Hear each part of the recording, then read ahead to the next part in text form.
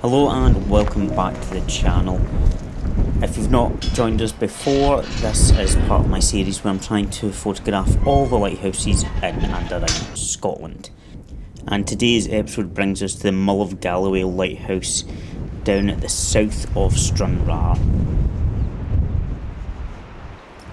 I always find lighthouses give you two options. One, they are fantastic, great subjects and easy to photograph with cliffs surrounding them.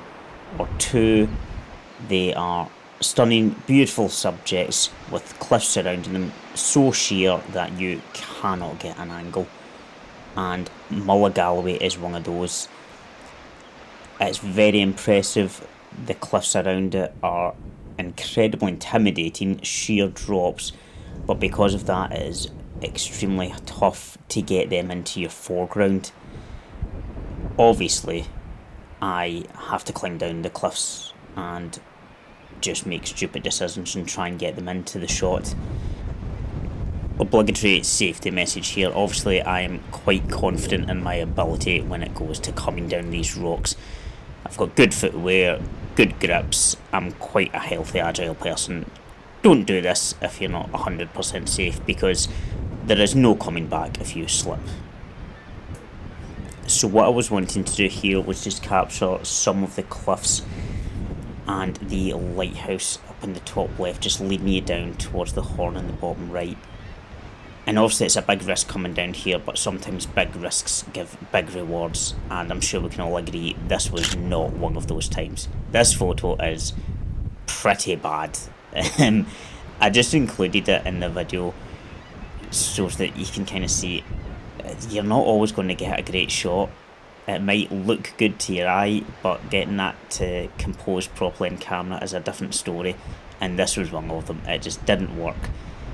There's not enough interest, the sky is empty, the sea is very boring, and it doesn't really work as negative space either. So yeah, that image goes nowhere.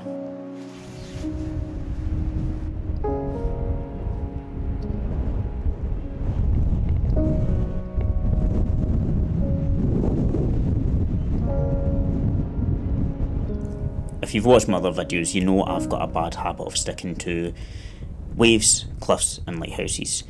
So branching off, this little pack of flowers gave a great foreground subject with the stone wall just directing the eye up towards the lighthouse, and the sun was starting to give a bit of colour in the background and just not letting that empty sky dominate too much.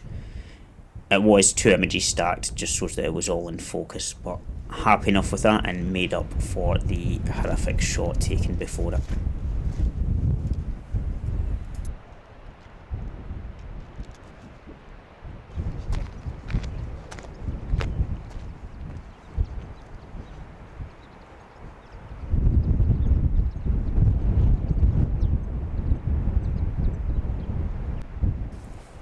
Well, not the easiest to photograph. It's definitely worth having a look and walk around. Unfortunately, you can only get around about half of the Mull of Galloway Lighthouse. The east side of it is just sheer cliffs and you can't really get to it. There's a large set of stairs that takes you down towards the foghorn that I highly recommend visiting.